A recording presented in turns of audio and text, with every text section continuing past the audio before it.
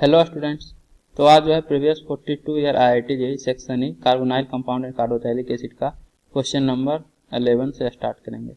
तो 11th question है, the sodium salt of carboxylic acid A was produced by passing a gas B into an aqueous solution of caustic alkali at an elevated temperature and pressure. A on heating in presence of sodium hydroxide followed by treatment with sulfuric acid gave a dibasic acid C. A sample of 0.4 gram of acid C on combustion gives 0.08 gram of water and 0.39 gram of carbon dioxide. The silver salt of the acid C weighing 1 gram on ignition yielding 0.71 gram of silver as residue. Identify A, B and C. तो आपके पास carboxylic acid का sodium salt है A, मतलब RCOONA होगा। Carboxylic acid का sodium salt RCOONA, इसका नाम A है।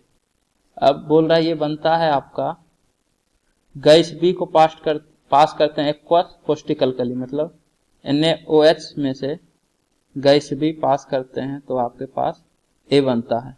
और into an A on heating in presence of sodium hydroxide followed by treatment with sulfuric acid gives a dibasic acid C। और A का जब रिएक्शन करवाते हैं सोडियम हाइड्रोक्साइड से, उसके बाद फिर सल्फ्यूरिक एसिड H2SO4, तो आपके पास C बनता है। और ये डाइबैसिक एसिड है, मतलब 2 एसिडिक हाइड्रोजन इसके पास होगा, डाइबैसिक एसिड है तो C।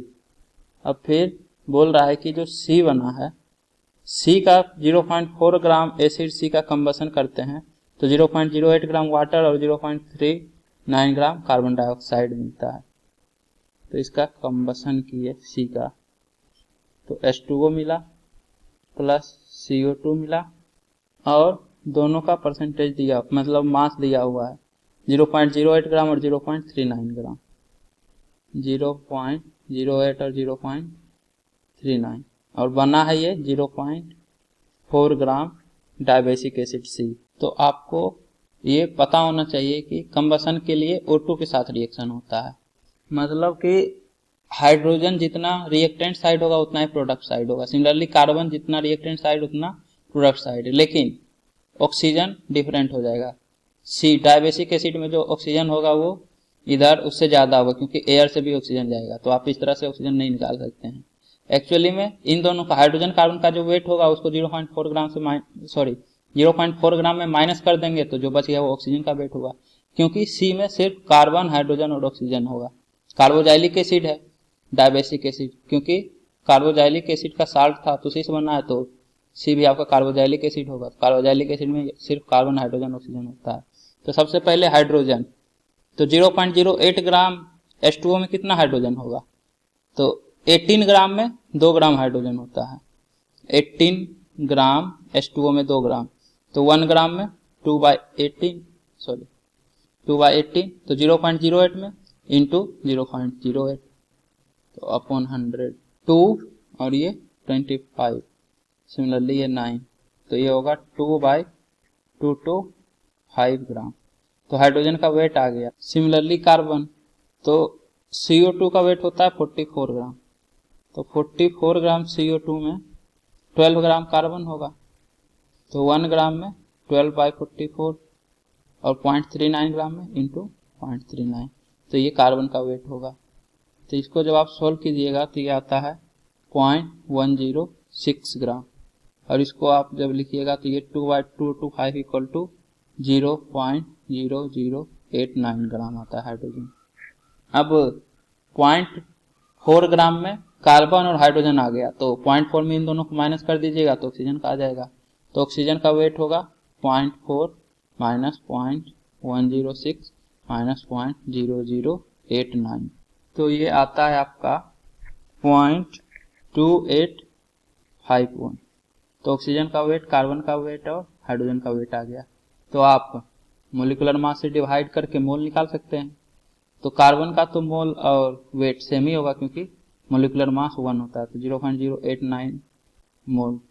सिमिलरली कार्बन, तो कार्बन में 0.106 डिवाइडेड बाय 12, तो ये आता है आपका लगभग 0.0089, मतलब कार्बन हाइड्रोजन सेम।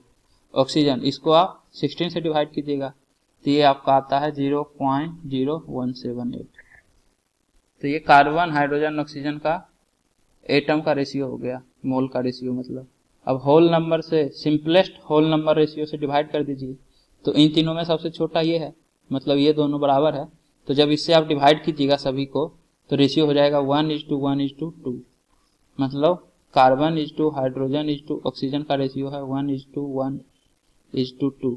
तो इंपेरिकल फॉर्मूला होगा CHO2।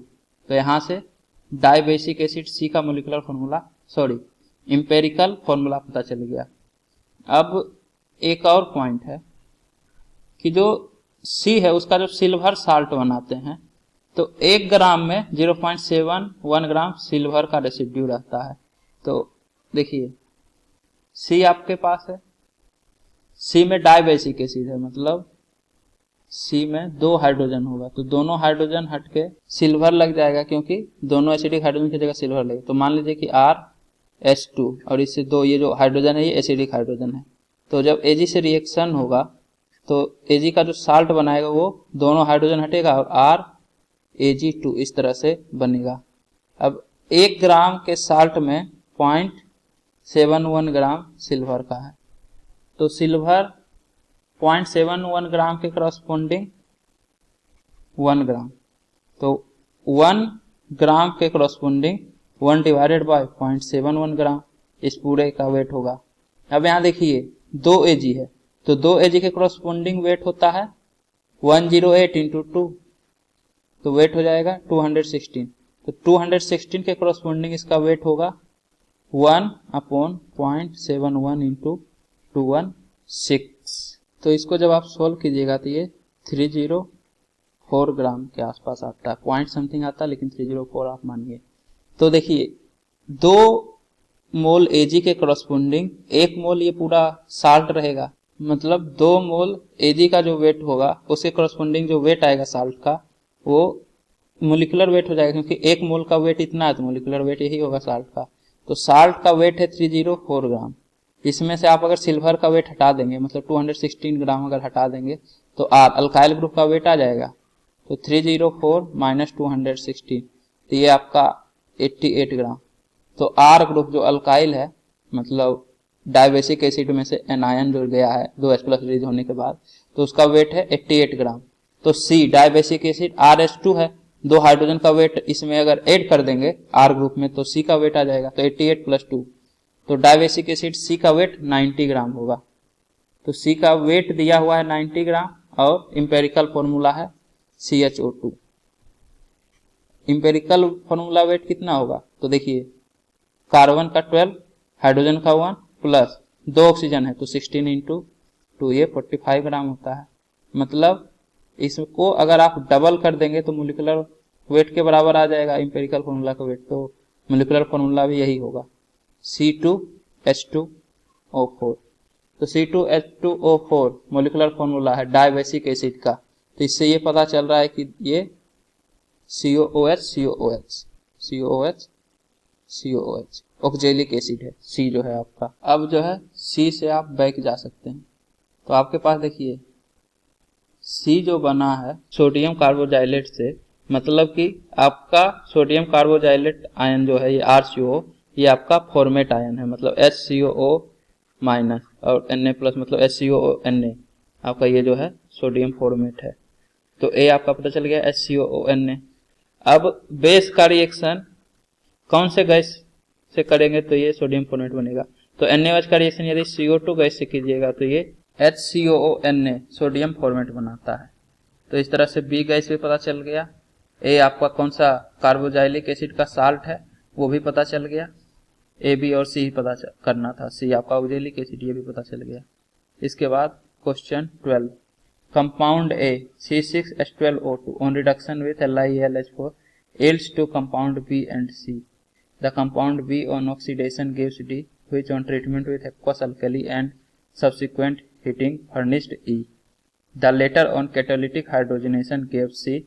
The compound D was oxidized further to give F, which was found to be monobasic acid, और मोलिकुलर वेट दिया हुआ है मोनोबैसिक एसिड का 60। तो आपको ABCD&E का स्ट्रक्चर बताना है। तो सबसे पहले तो चार्ट बनाइए। आपके पास A है, जिसका कि रिडक्शन करते हैं LiLH4 से तो B प्लस C बनता है, और B का जब ऑक्सीडेशन करते हैं तो D बनता है, जिसका कि फर्दर एक्वस अल्कली और सब्सिक्वेंट हीटिंग पे E बनता है।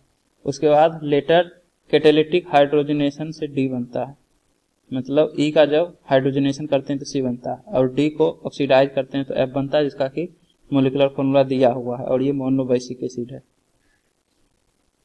तो देखिए ए का रिएक्शन LiAlH4 मतलब LaH से करते हैं तो B प्लस C बनता है, और B का फर्दर ऑक्सीडेशन करते हैं तो D बनता है, और D का रिएक्शन करते हैं बेस से, उसके बाद फिर हीट करते हैं तो E बनता है, और फिर E का हाइड्रोजनेशन मतलब कैटालिटिक हाइड्रोजनेशन H2 निकल से रिएक्शन करते हैं तो C बनता है, और D का फर्दर रिएक्शन करते हैं ऑक्सीडाइज मतलब फर्दर ऑक्सीडेशन होता है D का तो F बनता है,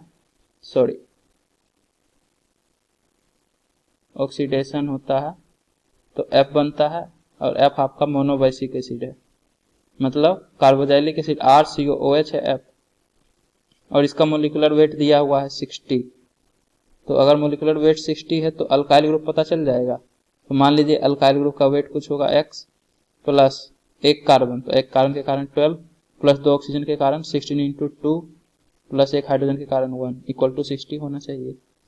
तो 12 प्लस 1 13 प्लस 32, तो ये आपका 45 होगा। x प्लस 45 इक्वल टू 60, तो x इक्वल टू 15।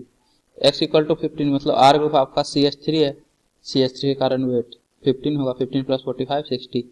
तो F आपका एसिटिक एसिड है CH3COOH, और F जो है D के ऑक्सीडेशन से बना है, मतलब D आपका एल्डिहाइड है CH3CHO, अल्कोहल भी हो सकता है, लेकिन अल्कोहल यदि रहेगा तो B के ऑक्सीडेशन से बना है, तो B आपका अल्कोहल जिसका कि फर्दर ऑक्सीडेशन हुआ है तो एल्डिहाइड बना है, जिसका कि और फर्दर ऑक्सीडेशन हुआ है तो अल्कोहल बना है। तो ये ऑक्सीडेशन दर्शा दिया है कि D आपका एल्डिहाइड ही है, अल्कोहल नहीं हो सकता है, B आपका अल्कोहल होगा।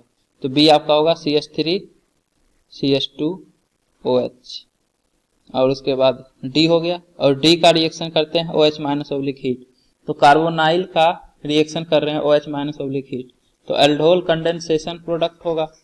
एल्डोल कंडेंसेशन का मतलब एक का ऑक्सीजन और दूसरे का अल्फा हाइड्रोजन से माइनस H2O, तो यहाँ से 2 हाइड्रोजन आप ले लीजिए तो सिर्फ CH बच जाएगा, और यहाँ से ऑक्सीजन, तो इस तरह से माइनस H2O, तो CH3CH डबल बॉन्ड CH तो आपका E होगा CH3CH, इस कार्बन के बीच में डबल बॉन्ड और फिर CHO, E हो गया।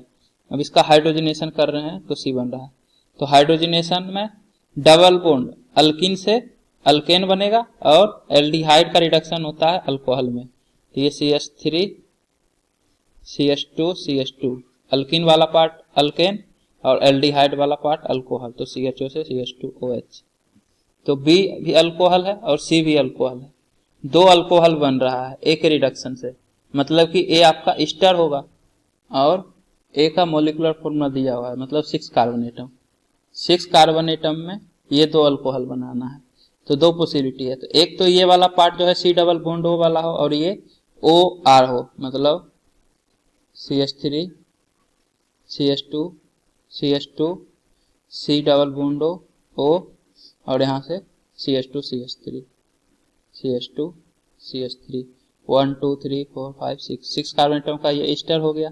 तो जब nucleophile H minus lithium hydride से लिथियम एल्युमिनियम हाइड्राइड से H माइनस अटैक करेगा, ये लिविंग ग्रुप R होगा, तो CH3CH2OH, और ये भी फर्दर रिडक्शन होके यहाँ से CH2OH, मतलब एक ये वाला पार्ट 1 2 3 4 कार्बन एटम का अल्कोहल और एक ये वाला अल्कोहल।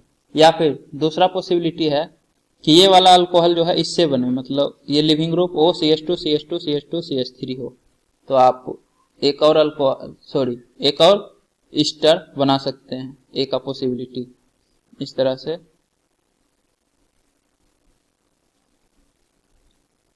CH2CH2CH2CH3 1 2 3 4 5, तो यहाँ से एक CH3, ये आपका 2 ईस्टर पॉसिबल है। CH3 C डबल बॉन्ड, तो इस केस में लिविंग ग्रुप ये जो है अल्कोहल ये वाला बनाएगा, और ये पार्ट CH3CH2OH बनाएगा।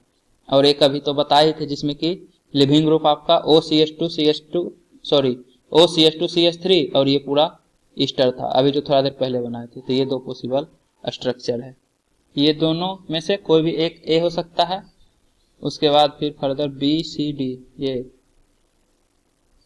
BCD एंड E, तो B आपका होगा, एक तो अल्कोहल ये वाला होगा, B कहाँ गया, B होगा CH3CHO, C होगा B होगा CH3CH2OH अल्कोहल, ऑक्सीडेशन होगा तो D होगा CH3CHO, F होगा CH3COOH, C होगा आपका ये वाला अल्कोहल CH3CH2CH2CH2OH, मतलब नॉर्मल ब्यूटाइल अल्कोहल, और ये इथानल होगा BCDE सारा का स्ट्रक्चर बता चुके हैं।